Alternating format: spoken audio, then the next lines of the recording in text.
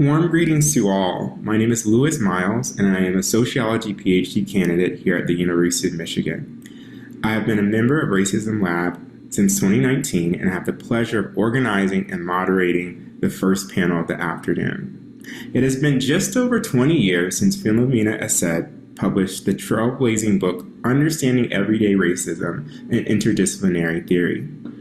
The first of its kind, Assed's work carried out a cross-cultural investigation of racism in the lives of Black women that explored the everyday manifestations of racism and catapulted robust new theories, particularly interdisciplinary theories, about linking macro-level and micro-level racism. Hidden in plain sight and ubiquitous, everyday racism combines both individual action and institutional structures. There is a need to continually revisit and give scholarly attention to the processes, policies, organizational designs, and mechanisms that function as the link between big structures and the experiences of everyday racism.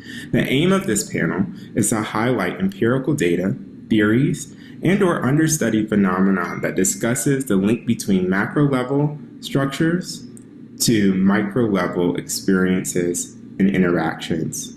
The panelists of this session offer us insights on how we can think about racism and the role of the state, institutions, agents of everyday places. In particular, each panel presentation is threaded together through attention to surveillance, hyper-surveillance, policing of mobility, militarization, and anti-Blackness. The first panelist is Dr. Kessie Alexandre, an assistant professor in the Department of Geography at the University of Washington. The second panelist is Dr. Christina Hughes, an assistant professor in the Department of Sociology at Macalester College. And the last panelist is Korey Tillman, a PhD candidate in the Department of Sociology at the University of New Mexico.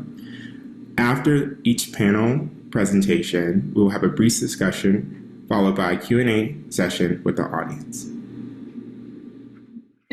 Thank you for joining me for this discussion on everyday forms of racism. I'll be focusing today on the ways that race is constructed through space and the environment, specifically drawing from work on Black geographies to think about how constructions of Blackness and nature are inadvertently mobilized in urban environmental initiatives. My entry point into thinking about this conversation is research I've conducted on flooding and stormwater management in Newark, New Jersey. More broadly, my research is concerned with the challenges of environmental justice organizing and Black placemaking in the current moment of water infrastructure decline and climate change vulnerability. This includes tap water contamination and waterway industrial pollution, but today I'll be focusing on problems of flooding and the ways that the city has gone about thinking about green stormwater management. So vacant lots were a primary site of my fieldwork on flooding and stormwater management. Why? Well, since 2013, the city of Newark has been retrofitting and redesigning resident-maintained gardens in Newark as rain gardens, or green spaces that integrate cisterns and native plants that allow stormwater to slowly infiltrate into the ground. These rain gardens divert stormwater from the city's century-old combined sewer system that is quickly overwhelmed by heavy rains and is the cause of chronic flooding in many marginalized communities. Stormwater management is but one of a range of interventions that are deployed on the neighborhood or the city, but are ultimately sited in the small corners of vacant lot gardens. Green stormwater infrastructure gardens are in line with the historical relationship between community gardens and vacant lands in the United States. Since as early as the 1890s, policymakers, advocacy groups, and urbanists have promoted gardening in American cities based on their multitude of expected outcomes, from income generation to beautification during periods of economic downturn. These gardens are often considered relief measures expected to vanish with the passing of economic crises when vacant land can be put back to more productive use. In other words, even prior to their stormwater upgrades, gardens on urban vacant lands have long signified temporary measures to combat an ongoing crisis of decline. The integration of stormwater management into these gardens extends the logic that urban green space is multiple and temporary and it amplifies it with the urgency of climate change as flooding becomes more frequent in Newark, for instance. So rather than empty spaces or blank canvases that rain garden projects fill to the exclusion of others, we can think of these green spaces as offering the physical grounds for multi-benefit solutions, where flooding and climate vulnerability have been added alongside other identified urban problems. So for the remainder of my talk, I'd like to turn to one way that these vacant lot gardens also become part of carceral reform in the city. I'd like to think about the ways that maintenance of these gardens entwine stormwater management with criminal justice reform in the city. So the lots tend to be leased out to neighborhood elders. They require hours of maintenance, and it's work that no one person could do alone. When I asked a few gardeners who exactly helped them maintain the garden, they invariably mentioned their partnerships with the Newark Community Court. Over time, I took interest in the community court as I learned that all of the gardens that I had visited had received court clients for service days in order to assist with maintenance. I later followed court operations motivated by questions about infrastructural maintenance in the context of a shrinking public works sector and growing demand for entry-level labor to implement new green infrastructure programs. So housed under Newark's municipal court, the community court is an alternative sentencing program for low-level nonviolent offenses. Clients of the court are assigned social services, including both individual and group therapy, and a series of community service mandates, many of which are cited at vacant lot gardens and urban farms, retrofitted for stormwater retention. I observed court proceedings and interviewed some of its professionals over 6 months and held conversations with clients at court sessions. The community court was brought to Newark in 2010 to strengthen the connections between courts and communities. And that's a quote, by keeping offenders out of jail and in their community. During my time observing the Newark Community Court, the program received a number of visitors from Jersey City, from Ontario, Canada, from Las Vegas, all interested in launching one version of the model of their own. Newark's court garnered this outside attention because it is one of the few courts like it that operates in a centralized courthouse, embedding the alternative court, which was originally born out of a public-private partnership, directly into the operations of the municipal justice system. The court is most well known for the methods of the charismatic Judge Victoria Pratt, who's been profiled and interviewed on several outlets. In court check-ins, Pratt vacillates between stern discourses of personal responsibility on one hand and indictments of systematic oppression on the other. Given trends in American criminal justice reform, Pratt's signature practice of procedural justice was a real-time enactment of the quote-unquote convenient ambiguity of criminal justice modernization, which, as political scientist Neroli Murakawa notes, no longer hinges on rhetorical distinctions of soft and tough punishment, but incorporates both. The Pratt's deft movement between being tough on crime and soft on people has been the fodder of the many articles written about her for years. Less discussed, though, are the performances that community court check-ins require of clients in the implementation of this approach. What might they reveal about the work of the court and the imagined restorative power of alternative sentencing? So the judge's assignments consistently were prompts for clients to offer testimony of self-transformation, and their recorded accounts were then used to gauge and triage progress or risks of failure. My observations therefore focus on what emerged as tools of transformation within this process and how they fit together within the court's objectives. So central to the court's efforts to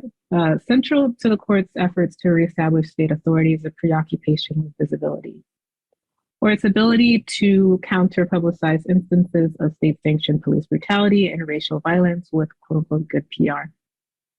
According to a report prepared by the Founding Center for Court Innovation, the court engages in a number of practices to achieve positive visibility, including regular attendance at community meetings and a newsletter to give community members visible evidence that the court is accountable to the community. More importantly, the court achieves this visibility in courtroom sessions and through visible community restitution projects. While most mandates, such as the individual and group therapy sessions, were contained within the municipal court building, the service mandates stretch out into the so-called greater community's needs and resources. As part of the court's assessment, vacant lot gardens became a primary site for their visible service to the community. Through the work of clients, the court could be seen improving the community. The program managers at the community court told me that that the program knows more about offenders than the probation office or any other courtroom that assigns community service. At intake, the program collects biographical information in detail, including gang affiliation, ward and neighborhood, and in disability status. All are taken into account before clients are sent to service sites. Some were sent to nursing homes, others were sent downtown to pick litter around the business district. Yard work and adopt-a-lot or vacant lot gardens were often reserved for men who did not present any physical disabilities. Male clients of the court were typically sent to gardens in their own neighborhoods, or if they were gang affiliated in the neighborhoods that they did not consider adversarial. During garden conversations and upon clients' return to court, the judge, clients, and community members all reinforced the idea that working outside in the gardens held some intrinsically transformative power for offenders. When asked about community gardens at check-ins, clients would speak of the confidence or the sense of responsibility they gained from making a contribution, as one program graduate put it. Another man expressed gratitude to the court for having learned responsibility and how to get things done. Accompanying these narratives were the success stories and images depicting young Black men who had exchanged a life of crime for land-based work, displayed not only by the community court, but by the city's major prison reentry program housed under the Greater New York Conservancy. At the core of these narratives was a presumption that clients, most of whom were Black men, had lost a connection to land, and that alienation was partly the cause of their deviance. Reclaiming lost connections to land thus offered a pathway for them to reconstitute themselves, and by extension, a respectful citizenry. An unfolding of carceral racial liberalism, this fixation on transforming the minds of wayward offenders through the land highlighted the historical relation between racial criminalization and incarceration as labor production. So I want to highlight here that there is an assumption that these men are alienated from the land, and that they through laboring the land, and only through laboring the land, will they be able to regain this connection and reform themselves. This court doesn't offer another way of reconnecting to the land, but it is only through laboring. So racial constructions of nature inform these presumptions about clients' disconnection from nature. And here I'll draw on studies of Black geographies that outline how it is that Black people are rendered placeless or without geographic knowledge. For one, geographer Carolyn Finney describes the socio-historical implications of outdoor spaces in the ethnography Black Faces, White Spaces. In Finney's description of the white wilderness, she explains that nature as a constructed site of recreation is racialized as exclusively white. This in turn generates tropes that Black people, whom are often conflated with urbanness, are removed from the land and therefore devoid of ecological relationships. Finney's discussion uncovers the ways that whiteness negates any possibility of Black geographic knowledge. Clients are similarly rendered placeless, I argue, lacking knowledge about natural environments in ways that the court presumes leads to their deviant behavior, which includes shoplifting, drug use, and non-payment of parking tickets. These claims about their placelessness sets the grounds for the court's restitutive process. So restitution can be defined as either the action of restoring or giving back something to its proper owner, or of making reparation to a person for loss or injury previously inflicted. And its other definition is the action or an act of restoring a thing or institution to its original form.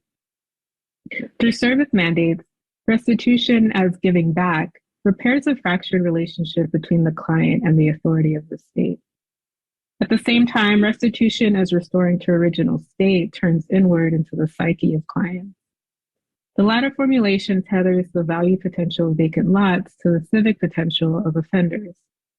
Just as mandates called on clients to repair relations between the state, community, and offender, so too were clients called to restore something lost within themselves, notably through laboring land in this current moment of a shrinking public works sector, and not by any other land relations such as recreation. My primary concern with the court is therefore the binds that it creates. The ways that these binds generate a significant portion of labor for the city's greening program, and how these binds are justified by the intersecting crises of climate and crime. The court program emphasizes the power that green space holds for the psychic transformation of offenders and the power of community service and repairing bonds across the court, the community, and the client. The need for labor and for visibility presented, so the need for labor on the part of these greening projects and the need for visibility on the part of this alternative court presented a point of interest convergence between urban greening and criminal justice reform. In this convergence, residents, which include clients, are conscripted into municipal programs. These programs aim to extend their reach into spaces and into persons under the banner of multiple benefits. Lot maintenance work thus fits within the aims of visibility of both the court, of the court, while also naturalizing racial constructions of labor and Black geographic unknown. Thank you. Thanks to everyone for attending today's panel. I'm grateful to be here with you. My name is Christina Hughes, and I'm going to begin today's presentation with a short opening vignette. The specific vignette comes from my time conducting observations with a Southeast Asian gang in Orange County, California, that formed in the decades following the end of the Vietnam War, and I use pseudonyms to maintain anonymity. Set against a backdrop of cinder block walls that commonly meander through North Orange County's built environment of strip malls, suburban subdivisions, and sprawling 8-lane highways, I remember Bao and I sitting on 2 repurposed restaurant chairs located on the far side of Jimmy's backyard in the spring of 2018, waiting for Jimmy to finish taking a mid-afternoon shower so the two could coordinate the day's business. As mid-level weed distributors in Southern California's illicit market, Bao was one of the original members of the predominantly Vietnamese gang to which he and Jimmy both belonged, which began as the Orange County offshoot of Los Angeles-based chapters to the region's north that solidified their reputations during the early 1990s.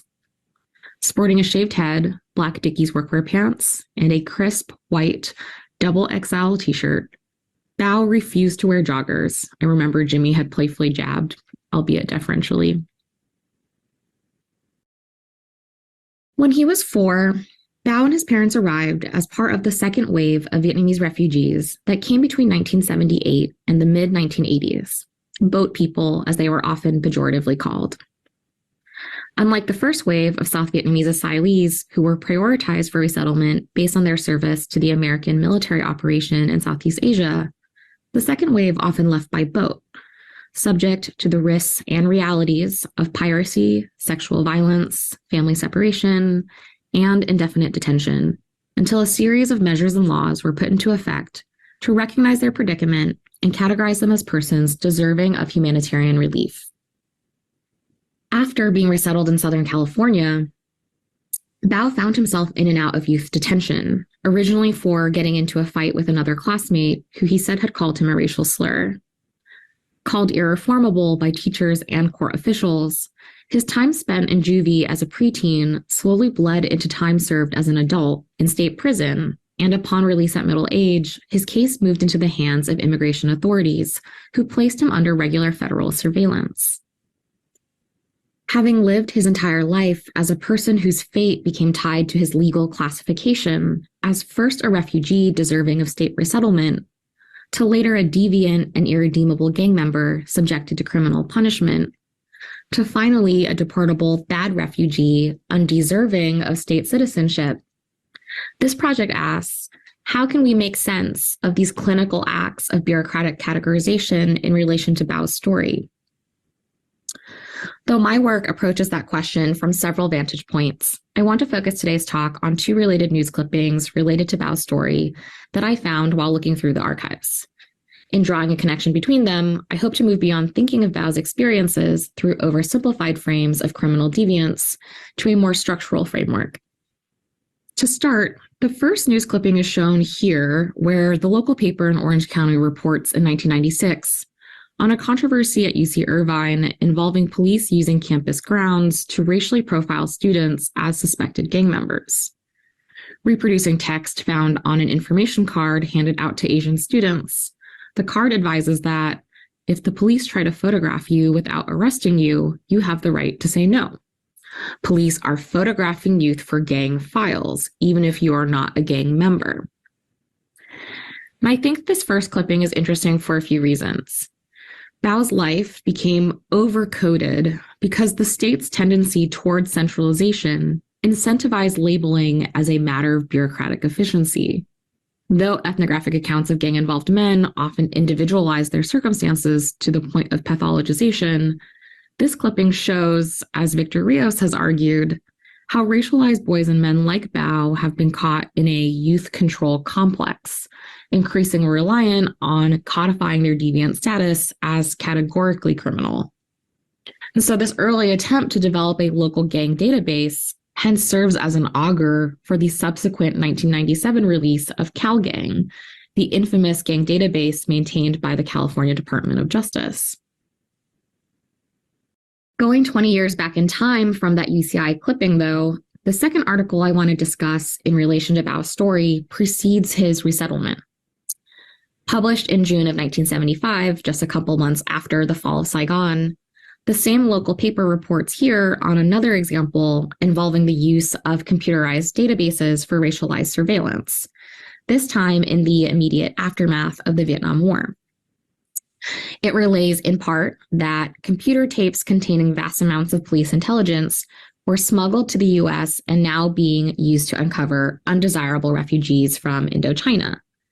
The newspaper said it learned of the tape's existence from the Immigration and Naturalization Service and from a man reported to be a CIA operative now at Camp Pendleton. So considering these two clippings together, I push that we move beyond criminological theories of pathologized deviance to instead understand Bao's categorization as an undesirable bad refugee from his very ontological formation within the long timeline of colonial racial classification, charting continuities between French Indochina and US intervention in the North Vietnamese War for Independence. I argue that we should denaturalize Bao's criminality and interrogate its political functions within the overall global national order of things. And though I approach aspects of that discussion in various parts of my work, I want to simply focus today's talk on how Bao's story allows us to deepen our understanding of the relationship between war, policing, and racial social control from an imperial frame. Thinking along with Julian Go's concept of imperial feedback, Go shows in The Imperial Origins of American Policing how American police departments became militarized in the early 20th century. Finding that imperial endeavors abroad had a so-called boomerang effect, Go identifies how military tactics developed against anti-colonial insurgents in the Philippines worked to subsequently shape the social control capacities of domestic policing. So engaging Go's concepts of imperial feedback and later imperial importers as my orienting frames for the remainder of the presentation, I will consequently focus on the Vietnam War as a particularly important moment for this ricochet of the imperial boomerang in constituting policing within militarism. So let's just begin with this idea of imperial feedback in the Vietnam War case, and I'll provide an overview of 3 examples. First, new weapons used in Southeast Asia were often imported for later use in domestic policing. Known for its ability to propel grenades far distances with little recoil, for example, the M79 grenade launcher was initially developed by the US Army and debuted during the Vietnam War, but it finally did make its way back to police departments through the Defense Logistic Agency's 1033 program. And interestingly, though the DoD began prohibiting the transfer of grenade launchers in 1999, launchers still in police departments' possession were only recalled after recommendations were issued by a working group authorized by President Obama's 2015 executive order following the uprisings in Ferguson. Another kind of feedback occurred around remote sensing technologies originally developed to monitor movement along the Ho Chi Minh Trail that were eventually imported to the southern US border to surveil unauthorized movements between Mexico and the United States. A defense contracting team proposed the use of real-time surveillance to identify and disrupt all Viet Cong movements attempting to enter into South Vietnam. The first sensors were adapted from existing sono buoys used by the US Navy, and additional types were developed like acoustic, seismic, metal, and even chemical sensors designed to detect human sweat and urine. And while none of these worked very well, their development generally precipitated the shift to remote drone technology in modern warfare. And finally, here you can see how, to tie it directly back to the opening discussion, the computer database technologies that came to track South Vietnamese citizens and later bad refugees like Bao and Cal Gang were also developed from Cold War defense spending.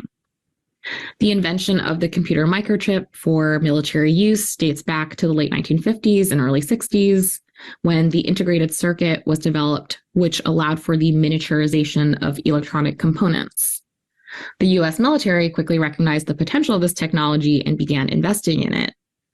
So specifically here, you can see a photo of the Infiltration Surveillance Center located at Nakhon Phanom Air Base in Thailand. Built expressly for conducting remote operations, the state-of-the-art building took up over 200,000 square feet to house enormous IBM computers that were used for analyzing the reams of data collected by the new remote sensor technology.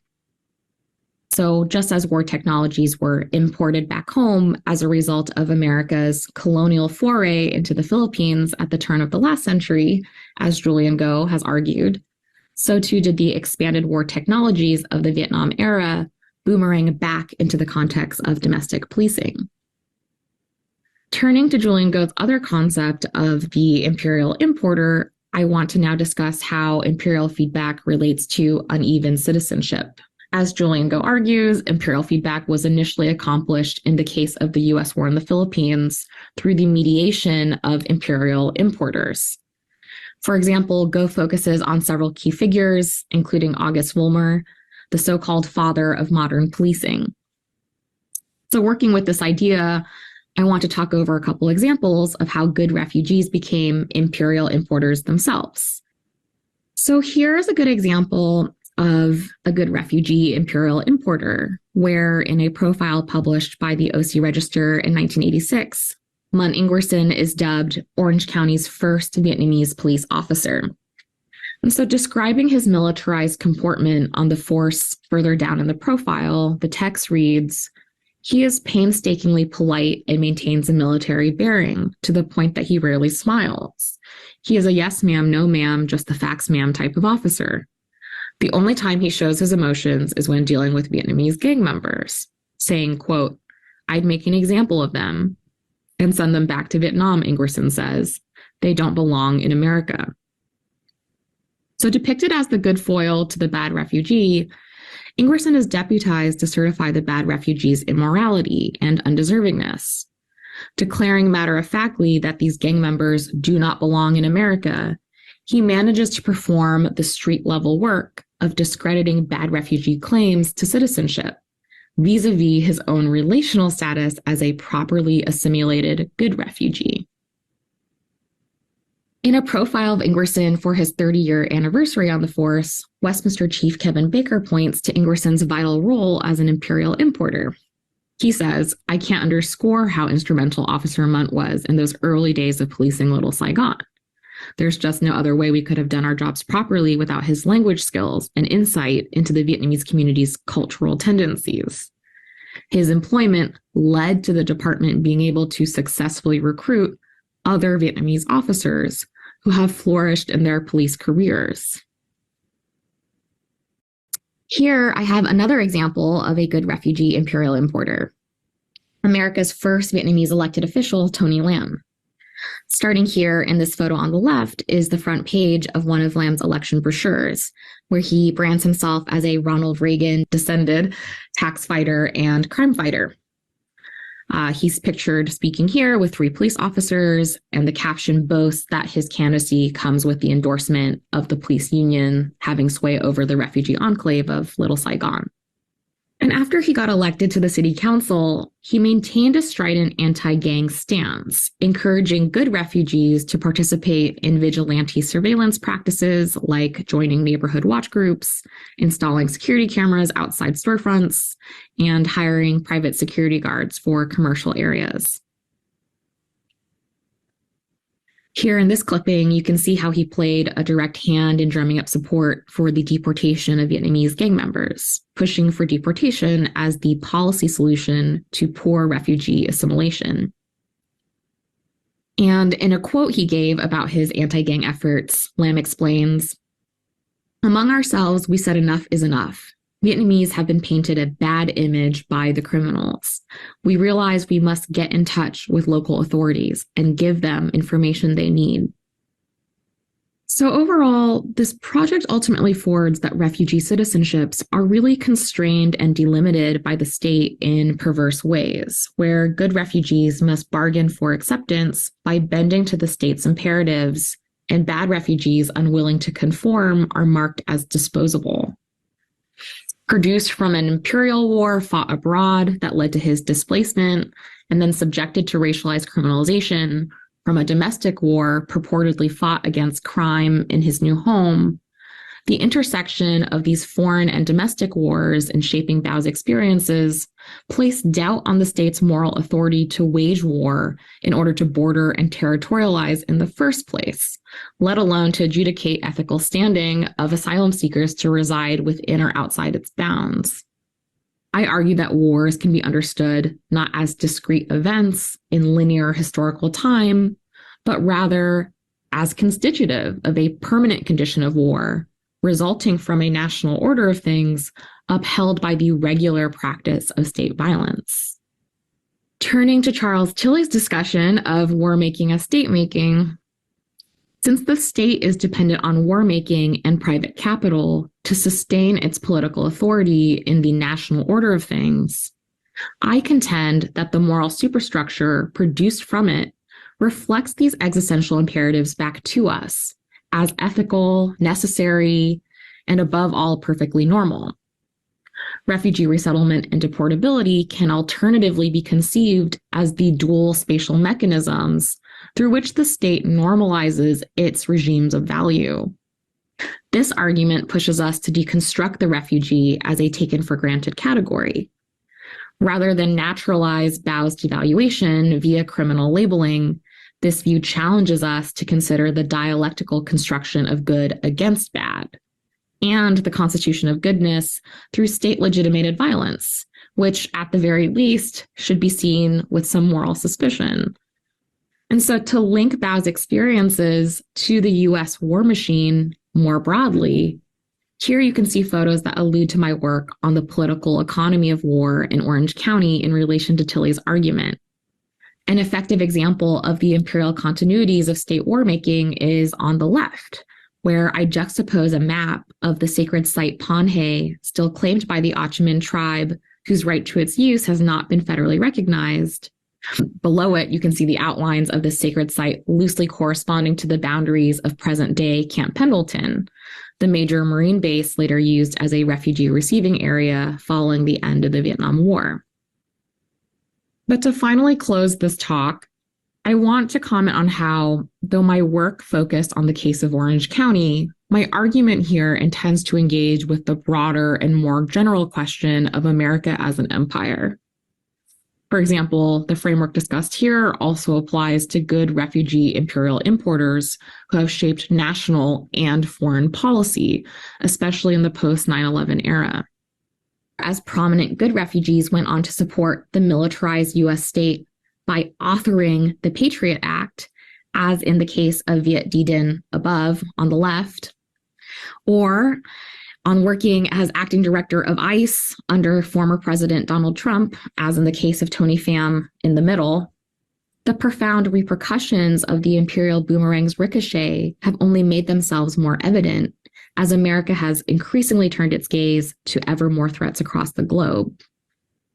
So in linking my opening discussion of Bao's everyday experiences with racial social control to this macro sociological discussion of the settler colonial and ongoing imperial basis of the nation state system, my aim is to ultimately challenge us to intimately examine the imperial stakes and logics of these global racialization processes, and to continue the discipline's turn towards theorizing with rather than against empire in order to understand the historical contingencies and urgent demands of our political present. Thank you. First and foremost, I want to open with gratitude to say thank you for having me on this panel with such dope and brilliant scholars. And also, I want to give a special thank you to Louis, who is an amazing and brilliant scholar that continues to inspire me with how he thinks and shows up in the world. And so my talk today is Stops, Policing in the Mundane. So do you remember that moment when you looked up at the sun and you were temporarily visually impaired and unable to observe what was happening around you?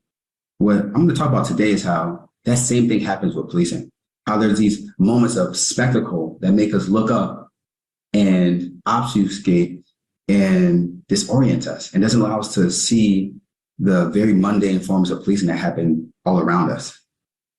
And what do I mean by spectacle? I just want to start off with a couple of examples. So I think of these examples from my heavy Twitter usage, but one is Barbecue Becky, who is a white woman in Oakland who calls the cops on a Black family who was grilling. Two, we have Andrew Johnson, a high school wrestler who had to cut his locks before he could wrestle. And then we have Breonna Taylor, who was murdered while she was asleep in her own bed.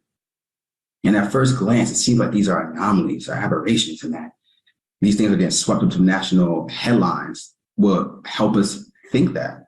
But really, when we think of the case of Breonna Taylor or George Floyd, for example, we see that these are very mundane cases. In fact, in 2020, there were only 18 days in which a person was not killed by law enforcement.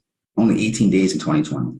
So when we think of Breonna Taylor and George Floyd, we have to put this in context and say, hey, this is a very everyday and mundane occurrence that we have to address. And my goal today is to disrupt this mundane and spectacle continuum and show that they're really two sides of the same coin. The same way that Barbecue Becky called the cops on the Black family grilling, and the same ways that Andrew Johnson was stopped and wrestling. We have to really consider how are Black folks and marginalized folks moving through the world and then stopped and interrupted in particular ways.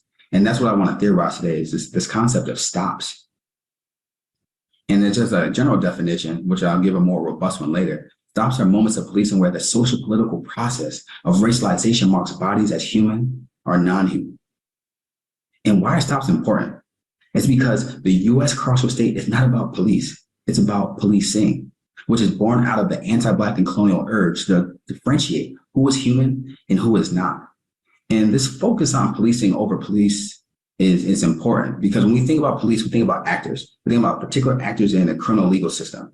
But when we think about policing, it broadens our understanding of who is policing others, who is deputized to do so. So when we think about Child Protective Services and Dorothy Roberts' work, she calls Child Protective Services family policing. So in following that line of thought, we're able to see that there's other mechanisms beyond the criminal legal system that are policing folks, and we have to pay attention to that. So my key talking points today are that I'm going to talk about my research question, but really hone in on the theoretical framework that guides this work. I'll define stops, give an example, and then conclude with some implication. So my work sits at the nexus of race, policing, and empire. And the question that I ask is, how does policing impact the lives of Black and marginalized individuals? And to answer that question, I turn to the literature. And what I'll pull in today is a post-colonial sociology and talk about what that is, and then I'll specifically branch of Black studies. And then I'll walk through the theorization of stops. So when we think about post-colonial sociology, it's this blend between post-colonial theory and social theory. And when we think of sociology in particular, it has an imperial standpoint. It is created out of empire. So we have to contend with this honest history of what sociology is. And Julian Gold says, hey, we shouldn't just throw away sociology or social theory, but see what can we pull from it. So post-colonial sociology is really this blending between post-colonial theory and social theory. And there's two premises that I want to highlight today. The first is that imperialism and colonialism are central to the creation of modern societies. And then second, although most empires have been dismantled formally by the 60s and 70s, the effects of imperialism and colonialism still exist today.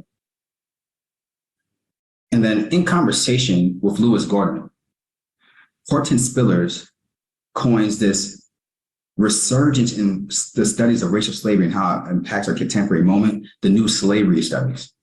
Man, there's two critiques that I pull from this body of literature. Is that one, human is not universal, that we have had a long history, particularly in the West, in defining what it means to be human. And there's numerous groups of people who are racialized in ways that push them outside of this category of human, and we have to contend with that.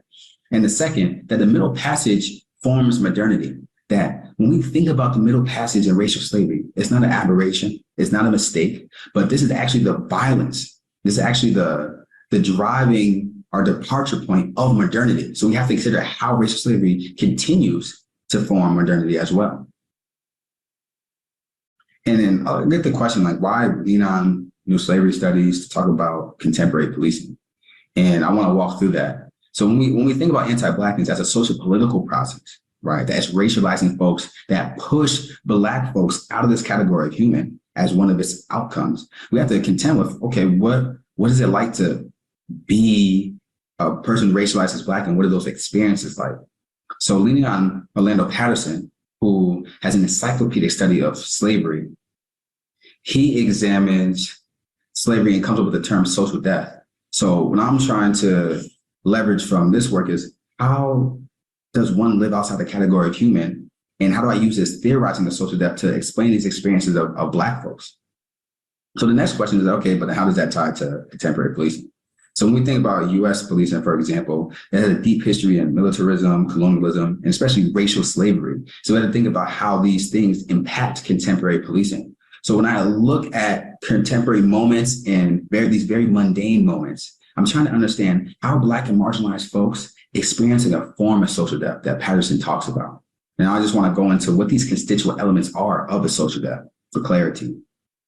So a social death has three constituent elements: gratuitous violence, which is a senseless violence, this nonsensical violence that doesn't have a mediator, right? There's nothing that's being fought over. The violence isn't over a thing. So when we think about the killing of Breonna Taylor, who was asleep in her bed, it wasn't a violence over something. It was violence for violence sake. And then two, when we have natal alienation, it's this deracination, or to be removed from one's nativity. And then three, we have general dishonor, which is the position of a person in a structure is dishonorable. So when we think about an enslaved person, their position is dishonorable. But also in that position, there's a powerlessness that comes with it. So a person who was enslaved, there's a powerlessness over their own being. So when I'm thinking about general dishonor, I'm talking about how a person who, yes, experiences dishonor that is general because of their structural position, but also there's a powerlessness that we have to contend with in these moments of stops. So I keep the same constituent elements, but I tweak the second one a little bit to move from natal alienation to geographical alienation.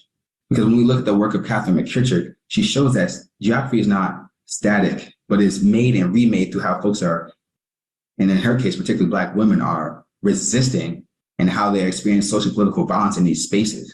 So what I want to understand is, how are sites remade as sites of geographical alienation through policing?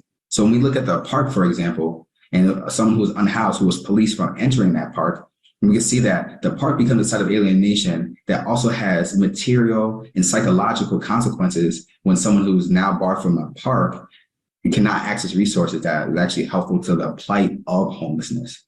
So when I think about stops, there's the more robust definition is that stops are moments when an individual our group is detained, prevented, disrupted, or surveilled in ways in which at least two of the constituent elements of Patterson's social death appear. So if I see general dishonor and geographical alienation, for example, then bingo, that this is a moment of dehumanization through policing, where it's actually the social political process where racialization is working to make someone be deemed non-human, or is really working to solidify this boundary between who is human and who is not. So to give a quick example, I had 2 field sites for my dissertation work, and then I did interviews across the US. And my second field site was called Solidarity. And they are a prison abolitionist grassroots organization. And what they would do is go to these Black and brown communities and host what we call community listen sessions. Say, hey, come tell us what your problems are. We'll record them and let's work together to solve them.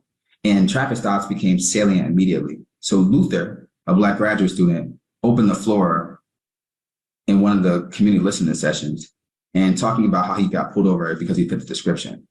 So to the field note excerpt, he questioned the officer if he was sure that he fit the description. And then the officer handcuffed him and pushed him face down on the hood of his car on a hot Las Vegas day, burning him. He said that he then received some elbows from the officer while 2 others watched. He said if he was a felon, that things would have gone differently and probably would have been worse. Gary, who followed Luther, stood up and told us how he was put out of his car and mistreated by the police over a traffic violation, and said that was the norm on the West Side. And then Jarrell, who did 20 years in prison, who grew up on the West Side, referencing a part of the West Side, he said, Northtown is a target zone for policing. On this side of town, everyone's a suspect. So we see gratuitous violence in these traffic stops through the elbows and being pulled out of the car. But also we see geographical alienation, where the road itself, in traffic itself, becomes a site of geographical alienation. But also, when we think about what Jarrell said, on this side of town, everyone is a suspect. So then the West Side becomes a neighborhood enclosed, a community enclosed because of the stops and because of this type of policing. So not only are individuals dehumanized, but this community is racialized in a way that makes this community be seen as folks who exist outside of this category of human. So not only folks were stopped, but they also resist these stops. And 2 ways that came up that were prevalent were, 1, prevention, where Solidarity would change brake lights for free through these clinics to make sure that no one else would be stopped, or just give one less way for folks to be stopped by law enforcement. And also folks would bear witness. So they would surveil the surveiller or police the police and pull over when they see a Black person stop and say, hey, let's make sure that no one's being violated here in any way.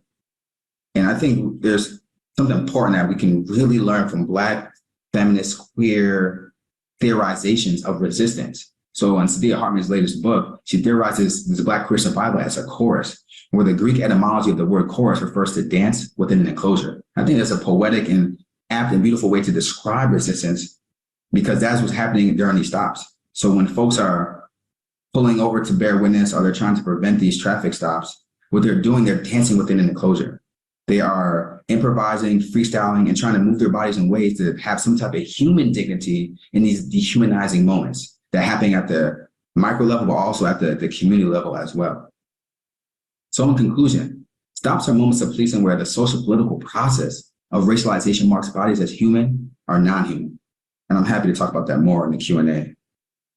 And it's important, in the takeaway of this talk, is that the US carceral state is not about police per se. It's about policing, which is born out of the anti-Black and colonial urge to differentiate who is human and who is not. And 3 things to remember about stops. 1, there are moments where a human is contested. 2, they redefine and define geography. And 3, they disrupt this mundane spectacle continuum to show they're really 2 sides of the same coin.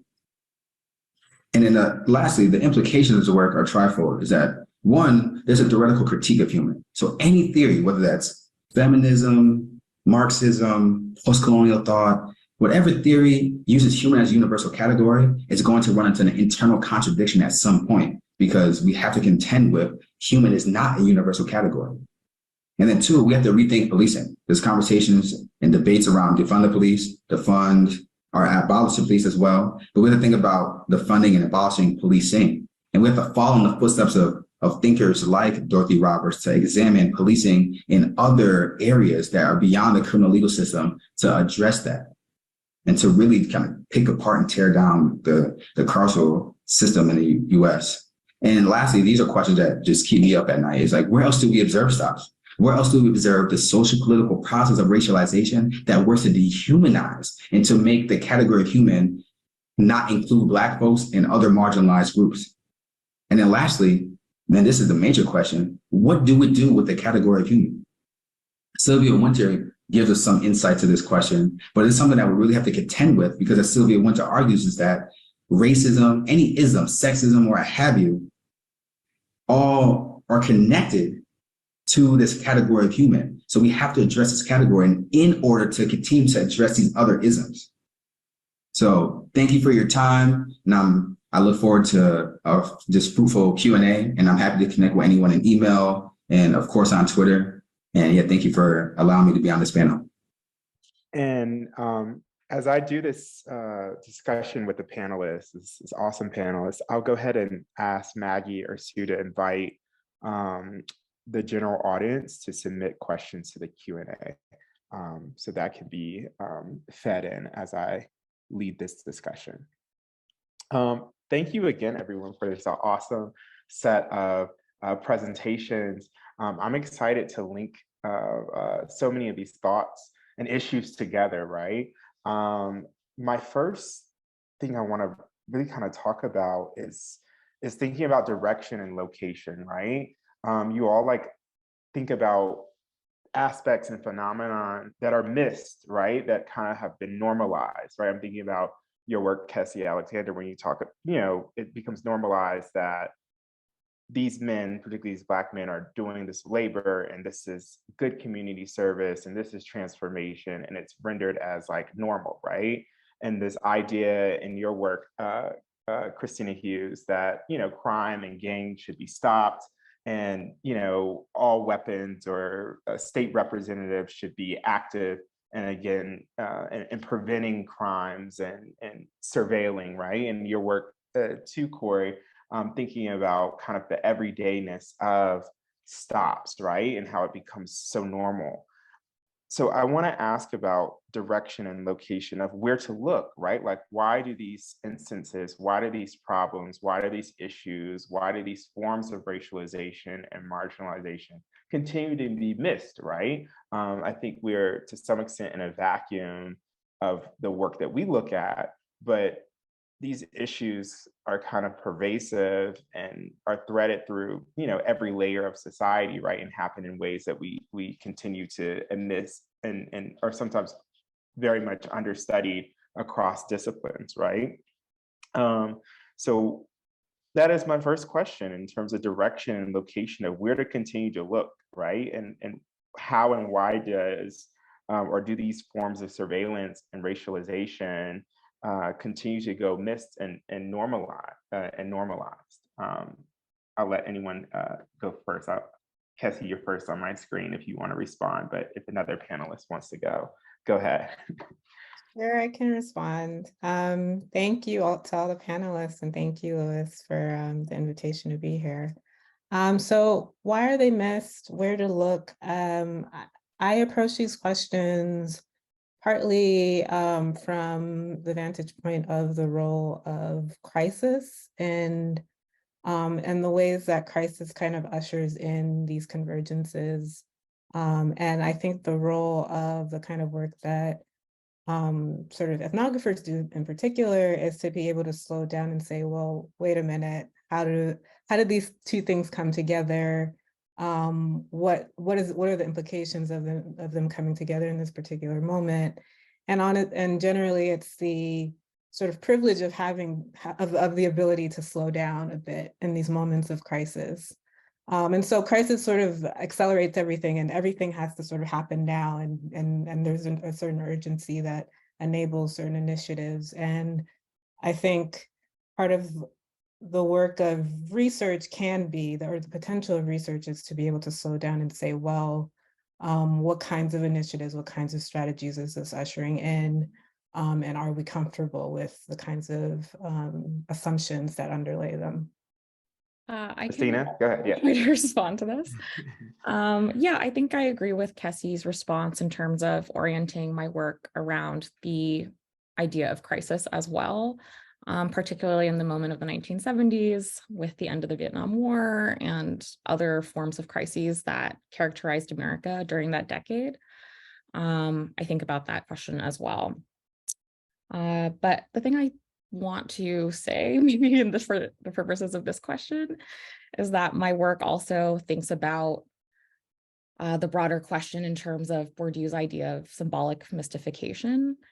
And so in terms of thinking about direction and location, I think symbolic mystification can be helpful in aiding us to think through how state violence is legitimated and mystified in ways that, I don't know, naturalize state accumulation and territorialization, and how other forms of violence are definitionally apprehended as illegitimate. And so through this sort of question of how gang violence is problematized, but state violence is oftentimes considered unremarkable, I want to maybe just think along with this idea of symbolic mystification to help us identify what are the material interests of the state. And by following sort of the money, right, how the state is accumulating, right, its money, its territory, right, its capital, is where we can actually see how it has resorted to mystification to hide its accumulation, but that it does leave a material trace. Yeah, I like this concept of slowing down. So I think about my work in terms of crisis as well, but not necessarily like natural disaster or what have you. And I think a good place to start, as what Christina was talking about, is this kind of legal categorization of people into certain categories. So I usually start there, but I think after we start there, we have to look at, okay, then, but how these laws and how these policies and regulations actually mandated in real life, like who's actually enacting upon these laws. And that's where I kind of get down to like the mundane. And really, also when I think about humans, it's beyond just the legal categorization of who is a person and who is legal in front of the law. Because if we stay there, then we kind of fall into these traps that Foucault falls into when he uses like biopolitics, or Gambit falls into when he uses bare life. We think of personhood as legal, but if someone has lived and non-white people live and exist outside of this category, then we have to think about what does it mean to live otherwise, right? So I think the idea of slowing down starts at looking at these legal categorizations, but then moving down to say, all right, but who actually enacts them? And then what is it like to live on the other side, or live on the butt of the gun, I would say.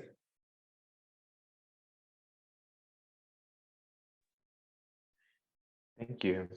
The next thing I wanted to ask about is connected to what I think Christina was leading into in terms of state accumulation, and really kind of the larger conversation around the role of the state, right? And how we, in each presentation, you all think about how the state is to some extent invisible, right? And I think about your work, Korey, and kind of this differentiating between police as like the actors and the policing as a process. And I have another question related to that, but more eminently thinking about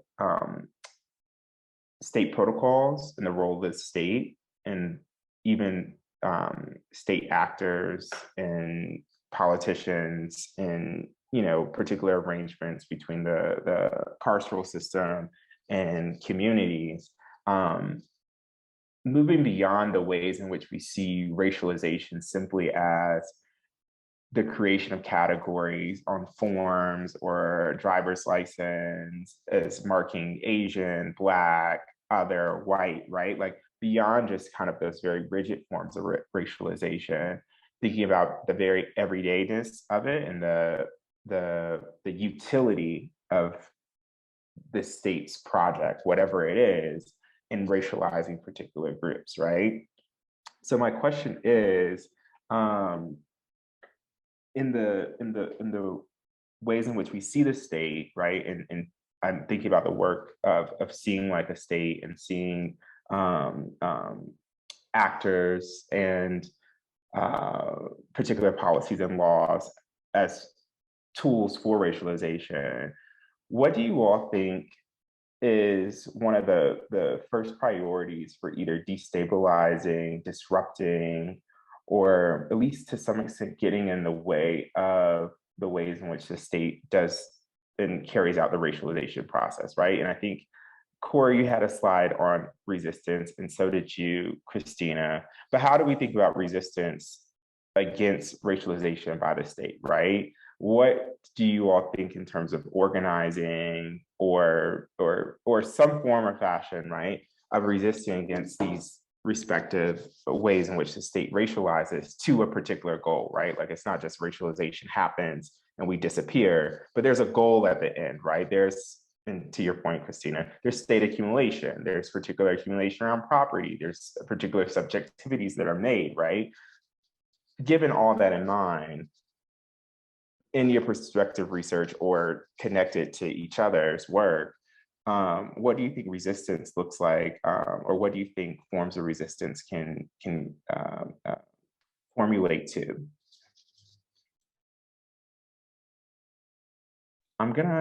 I feel like, Christina, you want to go first. Sure. Yeah. I wrote some things down that I can quickly comment on.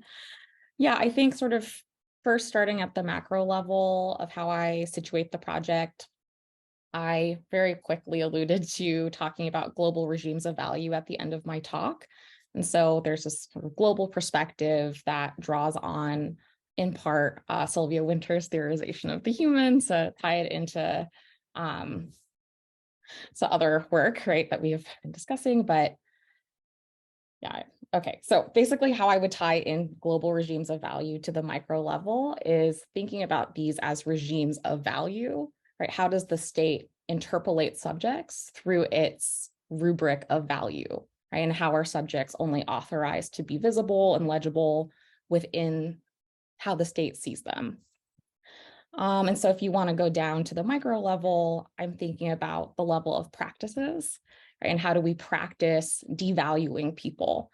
And several examples that I gave in the talk were good refugees themselves assimilating into these state mandates and then practicing devaluation through surveilling community members, reporting on community members, treating them as immoral and deviant and not belonging, right? These are practices of devaluation.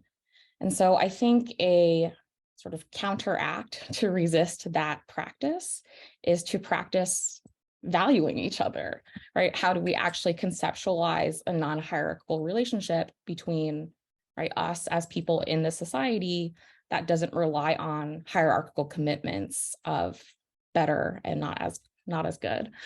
So yeah, I think in general, I would say cultivating a practice that understands how we devalue each other and how we can alternatively value each other would be the most practical organizational thing to do. And that would translate into several different contexts. But yeah, I do work in transformative justice, and that's one practice that I think applies to this question. I love that. Thank you. Kessie? Love being called on. Okay, so on the point about the role of the state, I think what's curious to me about this convergence is the way that the court is actively trying to legitimate the state, even in its retrenchment in the form of public works. So the court itself is supposed to sort of reestablish these ties between the community and the court at large, and therefore the state, while the state is retrenching in the form of a shrinking public works sector and all of these other things. So less services, but still sort of trying to establish that as an authority. And so there's emotional work that racialization of space is doing there of, well, look at the sort of value that's being added by transforming these men who don't have a relationship to nature.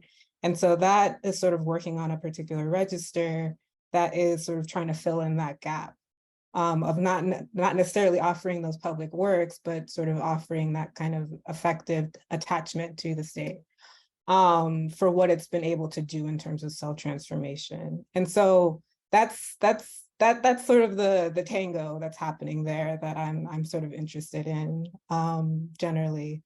What does resistance look like in that situation? So on one hand, in the courts themselves, these check-ins are often centered around personal responsibility, about people learning time management, about how their work in community service will then translate to their ability to hold jobs. That's generally the rhetoric that sort of surrounds this community service work. in the gardens themselves, gardeners, sort of neighborhood elders, are doing a different kind of work. And I'm very particular about distinguishing between what the court thinks that this garden work is doing and sort of the more subversive things that some gardeners, I won't say all of them, but some gardeners who are, trying to have conversations about, working class folks who are trying to have conversations about Walter Rodney with clients while they're in the garden themselves. Like there are ways that gardeners are doing things or talking with clients of the court once they're there that escapes what the court thinks it's actually doing. But I wouldn't want to give the court credit for that. That's, again, these are sort of subversions that happen sort of in the kind of hideaway moments that people can have in the gardens. But that's not necessarily sort of larger scale resistance, but it is something that I'm particular about teasing apart from the kind of personal responsibility, waking up to go to a job kind of rhetoric that happens in the court themselves. So there is a distinction there that I try to make in my work between what the court thinks it's doing versus what sometimes is happening. Thank you for that. Go ahead, Korey. I was waiting to be called on. Yeah, it's a tough question. And to me, I kind of think of a kind of discursive response at the kind of the structural level. And then I'll talk about like resistance on like the micro level. And discursively, I'm leaning on Hortense Spiller's work and Sylvia Winter's work, but I think we have to do a job of actually calling out and speaking on this imperial feedback and imperial boomerang that Christina was talking about in her work. And I'll talk about Kessie's work too, and like the others in the second part of the response, but I think we have to call that out because when we think about the Vietnam War and we think about military tactics that come home, as Malcolm X said, like these tactics come home to roost, right?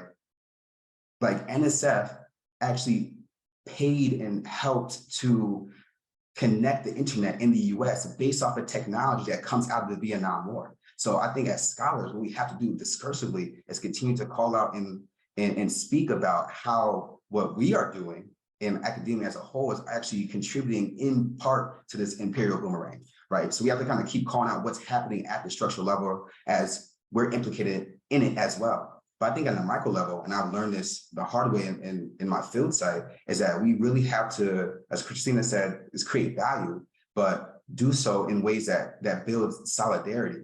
So when we created this council to monitor our DA in my field site, but then the organizations were the multifarious, right? And there were just so many orgs at the table, but what fell to the bottom? It was Black trans sex workers' rights. So we always have to keep paying attention to who's like, we have to pay attention to anti-Blackness and who's also some of the most marginalized peoples in the group to actually have resistance that actually makes some type of structural change. And to Kessie's work, I think that change also has to happen on a geographical level. So as I talk about McKittrick's work and how Black women are moving through space and resisting and creating geographies through how they're resisting, I think the way that we create solidarity and the way that we're in group and in solidarity with each other in these coalition building spaces actually is going to determine what our neighborhoods look like. And what does it look like to prevent stops from happening at this neighborhood level based on the organizing work that's done in solidarity with a keen eye to anti-Blackness and the most marginalized. Thanks for that. Any other responses? I think that was a good discussion point there. Okay. The next thing I wanted to kind of talk about, and I just hinted to it before I asked this last question, was thinking about kind of the logics of racialization, right? And thinking about racialization as a process, right? And we know that it's a process, but actually thinking about it empirically, methodologically, in our approach to whatever field site or research arena that we're looking at, right? And so I want to talk about, and if you could, Korey, go even further in your differentiation between police and policing, right? Because I think that was a very interesting point, and I don't want to lose that in this discussion. And to Christina and Kessie, what you think about in terms of processes versus just state actors, but how processes are also part of this racialization. And I know you hinted to kind of the social transformation that is supposed to happen through these community gardens, right? But yeah, really this question is to Korey, and then anyone else can kind of chime in, is thinking about the process of racialization and why it's important to not be obscured or distracted by just looking at police or just looking at actors or just looking at simply the state, but looking at outcomes and looking at racialization as a specific process. Yeah, I think that's a brilliant question. And my differentiation is because oftentimes we're thinking about police and we're thinking about we think about law enforcement, right? We think about all these videos that have gone viral. And that's a whole nother question about why they've gone viral. I think people are consuming Blackness and Black death as in a very capitalistic way, but that's another conversation. But I think when we talk about policing, we think and visualize law enforcement. But what I found in my research, which I didn't have time to talk about, is that a lot of Black folks, their first stop happens in the school, happens in the classroom. So like I'm writing and thinking about how Du Bois, when he got rejected from his greeting card, is still happening. And these processes are just repeating over and over and over again as Black children are going into schools, and their first stop is with a teacher that says something that's very hostile. And there's folks like my advisor, Rita Ray, and other folks that are writing about the anti-Blackness in school. But I think we have to, if we're talking about policing, we have to think about how anybody who is internalizing these ideologies and these understandings of of race and racialization are actually deputized to then police other folks and kind of keep this boundary of who's human and who's not. So we can think about teachers as as a person who's deputized to do this type of policing in the institution in which they are. So I see this happening in my work in schools. I see it happening, of course, in traffic stops, but I also see it happening in the airport and the way that Black women are trying to move through the airport. So TSA doesn't just become this nuisance that people are trying to get past so they can catch their flight, but it becomes a site where Black women's bodies and their aesthetics are policed in certain ways that says, hey, you don't belong in this airport and you don't belong to travel. You don't belong to move in the world the way that other people do. So I think when we think about policing, it broadens the scope of like who is deputized and who's actually doing this type of policing to create who can belong, who doesn't. Thank you for that. I'm also thinking about the point where Christina talks about even particular groups differentiating between good migrants and bad migrants and doing kind of their own internal social groups of out-groups, in-groups, and saying like, hey, we're not like this, and even adapting policies and protocols and advocating for laws that are anti-Asian, anti-Black, anti-immigrant more broadly, but also forms of deputizing police against other groups. Yeah. If Christina or Kessie want to respond. Yeah, I think I'm definitely thinking about racialization as a process, and I'm thinking about it as a process that happens not only to bodies, but to spaces, right? So that, someone occupying a particular space can also racialize that space in a particular way. And so, but that also that racialization can happen in the absence of Black bodies. For instance, I'm thinking of the aesthetics of Blackness that Brandy T. Summers talks about in DC as sort of a post-chocolate city. So there's a way that sort of race can sort of map onto space, both in the presence of bodies, but also in the absence of it. And so I'm curious about the ways that we racialize space. And that's been my approach to this conversation, is to think about, well, how do we sort of bring in these assumptions about space based on who we think occupies them or who we think should occupy them. So sort of thinking about what's out of place versus what's in its quote unquote right place. So yeah, that's been my approach of it as a process, is sort of approaching it as a process that happens to not only bodies, but also to spaces. All right, Christina. Yeah, I can just quickly comment on Kessie's point, I think. My work also sort of thinks about race and space, but through the analytic of the refugee and how that maps onto global North and global South relations. So just thinking through this idea of like, what is militarization for? What is it protecting? And if it's the state and its impulse to territorialize and hoard resources, then I think what my project contributes in part is this idea that hoarding happens in the North, right? That resources, goods, the definition of how capital can flow, right? All that is concentrated in the North. And my work points to how that is a spatialized process as well, where good asylees or immigrants or refugees are deemed good enough to enter within the territorial boundaries of the global North. And those who are not considered good enough are rendered less than human outside of its borders. And so think a lot about this sort of spatial mapping of value across North and Southern conceptualizations of the globe. Also, can I jump in real quick and piggyback off the two comments? Is that I also think about how, so Kessie's like brilliant point about how people are racialized, like how race and space is tied to our body and vice versa. And Charles Mills writes about this, and it was like a small piece in a book. He calls it bubbles of wilderness. So when I think of stops, I think of like, how are non-white folks moving through the world, right? And their race is tied to space, and they're kind of carrying this wilderness, or they're carrying this racialized understanding of who they are through a white polity.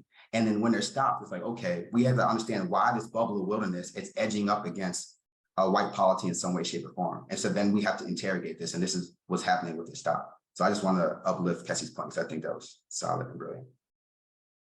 Yeah, I'm going to quote the same person, but maybe from another text, but Charles Mills talks about sort of Black space being degraded space so that it can be degraded even further, right? So it talks about it as sort of being waste or wastelands. And so that sort of thinking about the ways that valuing kind of happens to space based on who we presume occupies them is a thread that I think follows through all of our work today. I am going to take some questions from the audience now. There's two questions here, and I'm going to ask them both because they're directed essentially to Korey and the question of the human and the non-human. The first question is, I have a question for Korey. I'm wondering if you have suggestions for how we unpack human. And then the second question is, can you speak to how capitalism is linked to these categories of human versus non-human that is intentional or required to keep form of our society or to keep society functioning, right? So I think the first is, how do we unpack, the notion, that Sylvia Winter talks about in terms of human, and then, how is capitalism linked to the categorization of human versus non-human? And I invite Kessie and Christina to comment as well. Cool. Yeah, these are great questions. Now, I'll lean on Sylvia Winter. And so what Sylvia Winter has, she argues that we live in a moment where we make these descriptive statements where we say, this is who we are ontologically, right? And then we map that onto the world. So in the medieval era, we can say there was a theological descriptive statement where there's like, you have the lay people and the fallen people who are kind of coming out of this Adamic sin. And then you have the clergy, right? And that's the bifurcation between human and non-human. And that gets mapped onto the world where they're saying, hey, Northern Africa, Europe are inhabitable lands. And then anything outside of that is submerged underwater. So when we think about Christopher Columbus, that moment is not possible within that descriptive statement. So when I fast forward and think about our descriptive statement now, she argues it's a biocentric, or pretty much that there's these biological notions that underpin our understandings of race and class. and that now the human is defined as this white, middle-class working man opposed to all other people. So when we think about capitalism, we have to think about how there's all these biological notions that are tied into race and class that allow this descriptive statement to keep playing out over and over again. And to unpack human, and I think this is the question I'm trying to think through, and everyone's been thinking through for the past like 20 years, is that, and what I'm calling in my dissertation, I call it living otherwise. So when someone is stopped or someone is living outside this category of human, and Alexandre, what Hilliard talks about this in Habeas Viscus, is that now we have an opportunity for this emancipatory understanding of, if this person isn't in this category of human, but they're still existing in the world, they're still living and breathing and going about their life, then we need to look at their, and Sylvia Winter calls this the category of the liminal. We need to look at this category and see, okay, how are they living and how are they existing? And how do we get rid of the category of human? So we're not trying to like ascend to human, but say, hey, we need to get rid of this descriptive statement, because why? It's blocking us from thinking through ways to actually resolve some of like the sexism, patriarchy, racism, and capitalism that we're confronted with every day. So I think to unpack it really is to acknowledge the descriptive statements that govern our time, and then look at folks like Saidiya Hartman does in Wayward Lives, look at Black queer women and how they're surviving and say, oh, wait, we can live otherwise. And look, where's the key to emancipation and how Black queer folks are living?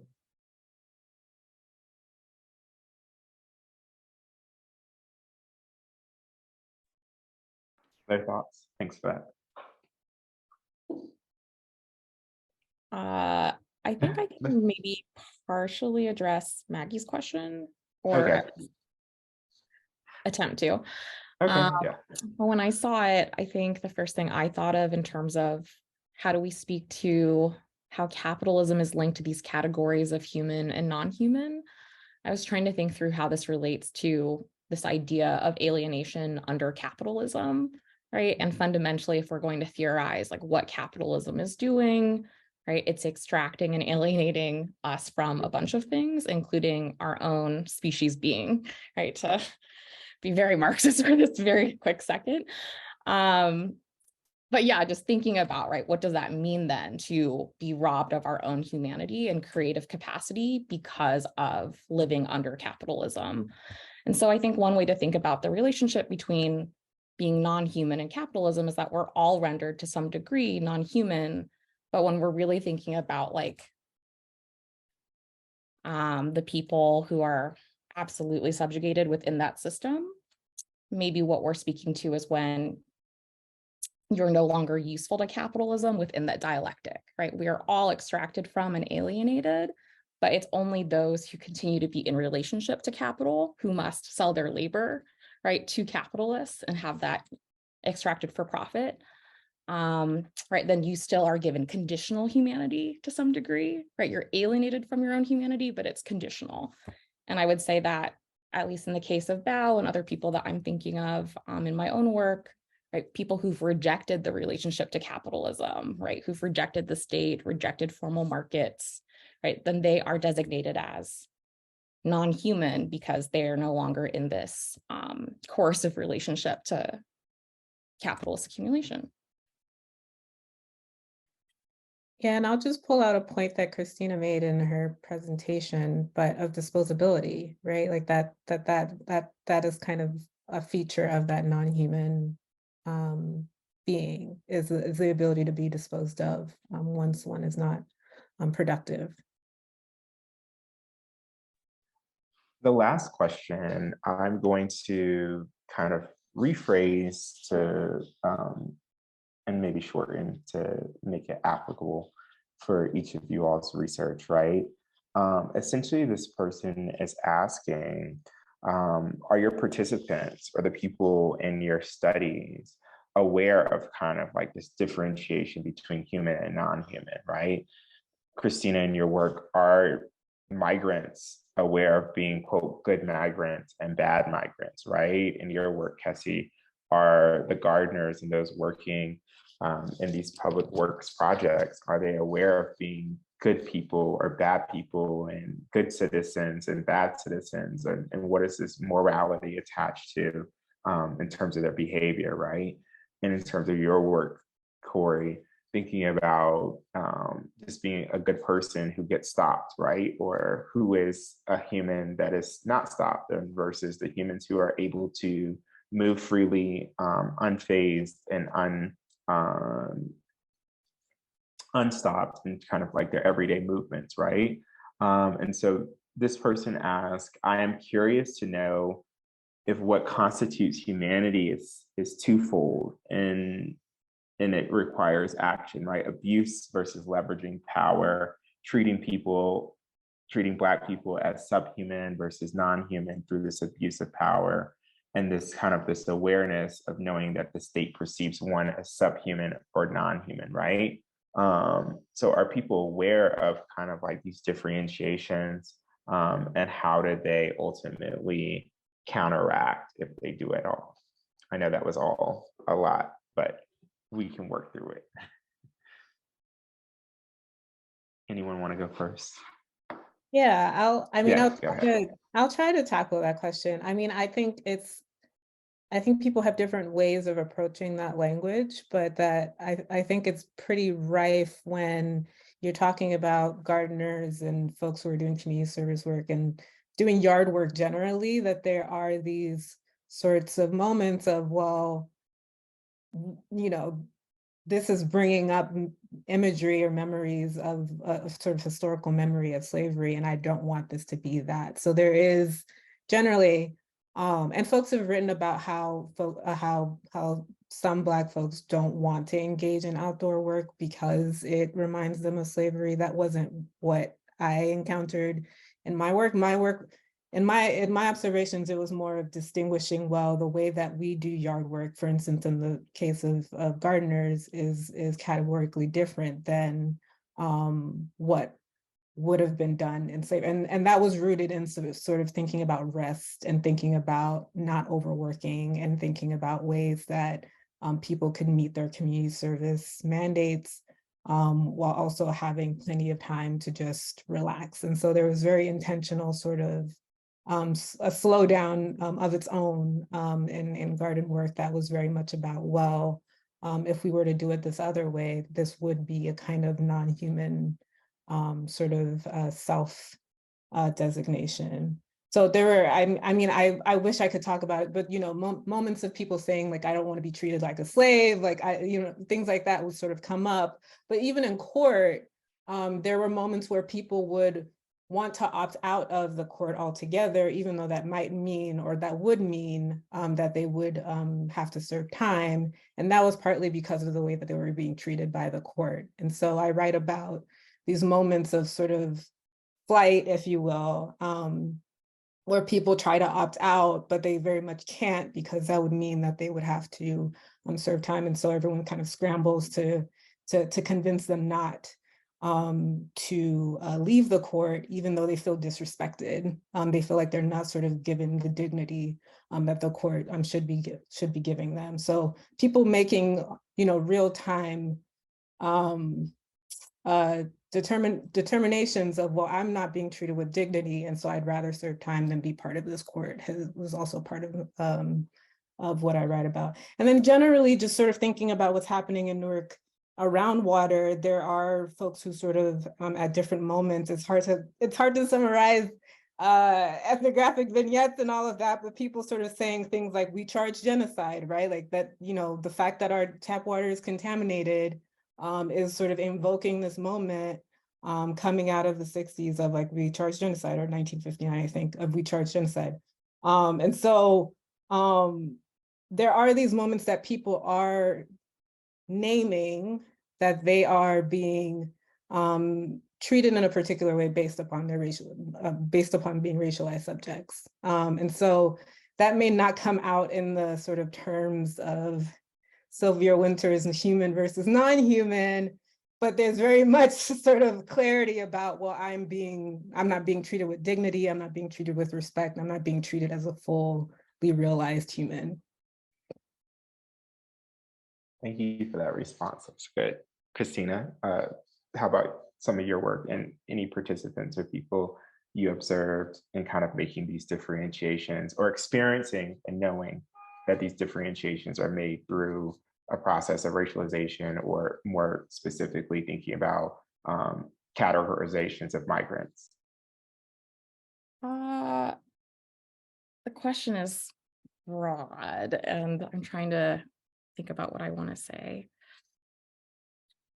I mean, I think it's a complicated question in my case, because I think one of the challenges that I encountered in the field was like this sort of everyday practice of violence that was done by participants that I was following around, and how that functioned in sort of a subcultural understanding that violence produced relative value and status, right, for yourself when you subjugated someone else on the receiving end of it. And so sort of just thinking about these interpersonal dynamics of harming each other in order to feel valuable. My work sort of engages with this idea of social death as well, but Lisa Marie Cacho's engagement with Patterson's work and how she specifically talks about Lyndon Barrett's theorization of value as being something that's only possible when there is a referent disvalued category, devalued category. And so just thinking with all those things together, I think what I ended up applying to what I was observing in the field was that everything that was happening in this context of everyday gang dynamics in terms of manhood acts that were being done interpersonally were occurring so that inevitably, whenever someone wanted to assert their value, they were always devaluing someone else. And so there was always this sort of give and take of what was happening. And yeah, I think that's sort of my just very broad response to that question, that these sort of everyday practices of racialization create, right, devaluations of each other. And we think that, right, there is some sort of reward because you're asserting that you are better than someone else in some way, shape, or form. But it is actually always continuously producing a symbolic basket, right, of understandings of things that we don't value. So, yeah. Thank you for that. Mm-hmm. Korey? Yeah, for certainly. So I had two field sites, which one I shouted out homeless service provider, and then the second field site was a prison abolitionist org, and the third was interviews.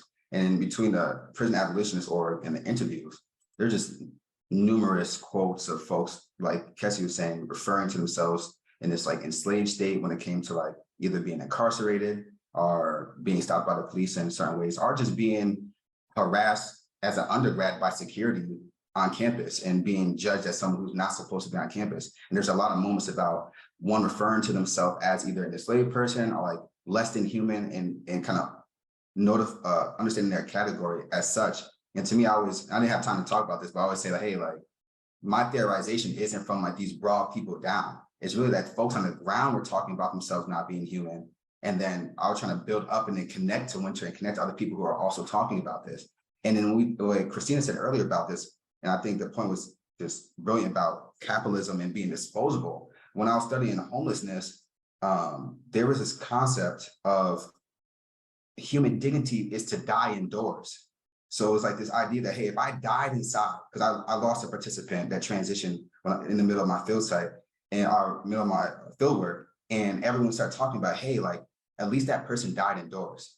And then I met another person who was unhoused, who was also talking about, all right, my human dignity can come through dying indoors. So even when someone's like disposable, and so not only that they're racialized, but they're classed in a certain way as like jobless and disposable from this dialectic of capitalism, to they're understanding their humanity as other, but then also saying, hey, can I hold on and try to cling to humanity in some way, whether that's like dying indoors, whether that's resisting a traffic stop, or just resisting correctional officers doing various things when someone's incarcerated. So people were understanding their positionality across the field sites. And then in response to that, folks are trying to just have some type of claim to humanity that I think is important to theorize about, and theorize the resistance that folks are having in those moments.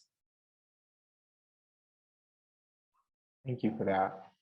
I want to say thank you to each of you, each of the panelists, for your contributions, for pulling your slides together, for your empirical and theoretical work that you've done. and sharing all of your insights and your brilliance with us at ISR and with Racism Lab. So again, thank you. And I enjoyed each presentation. I will say that in about 20 minutes, around 3 o'clock Eastern time, we have our second student panel led by my colleague Dawei Benson. So hopefully those in the audience can stay on or take a quick break and return back at 3 o'clock Eastern time. But again, thank you so much, Maggie, Sue, and everyone at ISR for making this first panel possible. And again, thank you to each of the panelists. This was awesome.